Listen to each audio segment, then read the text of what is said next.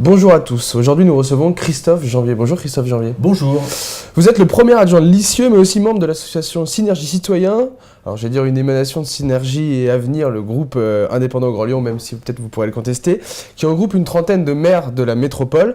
Aujourd'hui vous insurgez contre les tripatouillages électoraux et manipulations des citoyens, c'est ce que vous écrivez, hein. C'est-à-dire ? Tout à fait. C'est-à-dire que vous avez aujourd'hui sur la métropole de Lyon un anachronisme, une petite tourloupe qui a été faite quand la loi MAPTAM a été créée, donc la fameuse loi de modernisation de l'action publique territoriale et l'affirmation des métropoles, qui a fait qu'aujourd'hui, on ne pourra pas élire notre représentant dont on ne sera pas sûr qu'il nous représentera au Conseil de métropole. Concrètement ça donne quoi ?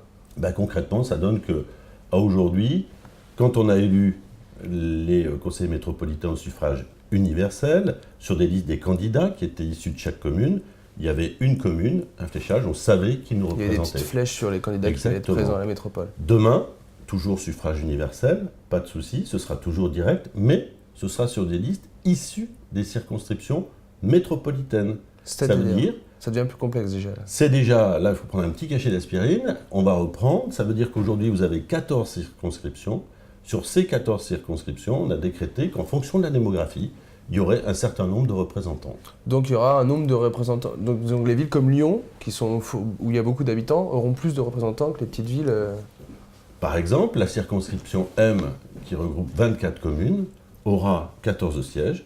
La circonscription G, qui représente une commune, aura 16 sièges. Aujourd'hui, les maires de Synergie et Avenir, Synergie et Citoyen aussi du coup, représentent à peu près 10% des habitants de la métropole, mais 50% des maires, 29 pour 59 communes. Est-ce que vous ne comprenez pas aussi que ce soit un peu disproportionné peut-être ? Non, c'est pas disproportionné. Alors, rectificatif, Synergie Avenir, c'est un mouvement politique qui est au sein de la métropole. Synergie Citoyen, c'est une association, donc on n'est pas politique du tout. Et la preuve en est, c'est qu'on a des adhérents qui viennent d'autres municipalités qui ne sont pas adhérentes à Synergie Avenir, ou en tout cas dont leurs élus ne sont pas adhérents à Synergie Avenir, et qui rejoignent Synergie Citoyen. Ce n'est pas un problème de mairie de l'Ouest lyonnais ou de maire de Synergie Avenir, c'est vraiment un problème de métropole, des 59 communes, où nos élus, eh bien, nous ne sommes pas sûrs que ce soit eux, en tout cas les maires ou leurs représentants, qui vont nous représenter en 2020 au Conseil de métropole. Est-ce que vous comprenez qu'il y a une disproportion entre le nombre d'élus qui émanent des petites communes et le nombre d'habitants qu'ils représentent ? Je ne suis pas sûr que ce soit une disproportion. Je pense qu'aujourd'hui, la loi telle qu'elle a été faite, en tout cas cette loi, elle a été faite par la démographie. Alors maintenant, si ça plaît aux habitants, on restera comme ça. Au moins, on aura été une sorte de lanceur d'alerte. En revanche, si les habitants, eux, aujourd'hui, considèrent que c'est anormal, eh bien, bienvenue, adhérez à Synergie Citoyen. On prend toutes les adhésions et ça coûte pas cher. Ça coûte combien ?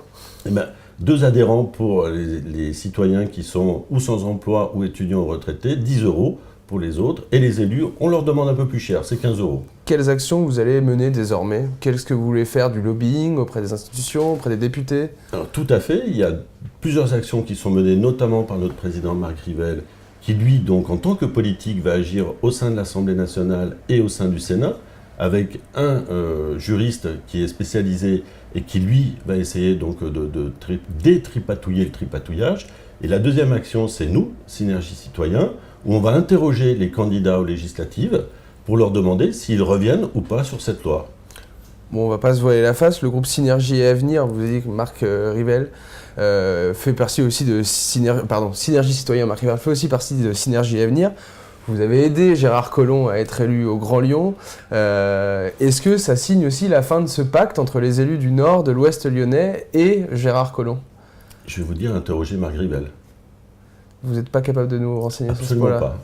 Donc c'est pas mon rôle. C'est pas politique ? Absolument pas politique. Donc ce n'est pas mon rôle d'aller sur ce terrain-là, c'est le rôle de Marc Rivel, mais c'est pas le mien. Moi je suis Synergie Citoyen. Mais vous êtes aussi premier adjoint à Lisieux. Oui, mais je suis encarté nulle part. J'ai pas voté Collomb, on m'a pas amené non plus à aller voter. C'est mon maire qui a voté, c'est pas moi.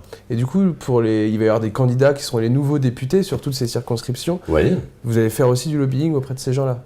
Du lobbying, je ne sais pas, mais on va les interroger pour savoir s'ils reviennent ou pas, s'ils sont élus.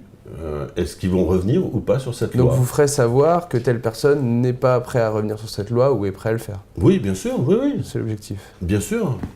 Merci Christophe Janvier d'être venu dans notre direct. Mais c'est moi. Merci à vous de nous avoir suivis. Merci à Robin qui était à la technique aujourd'hui. Et on se retrouve demain pour une nouvelle émission.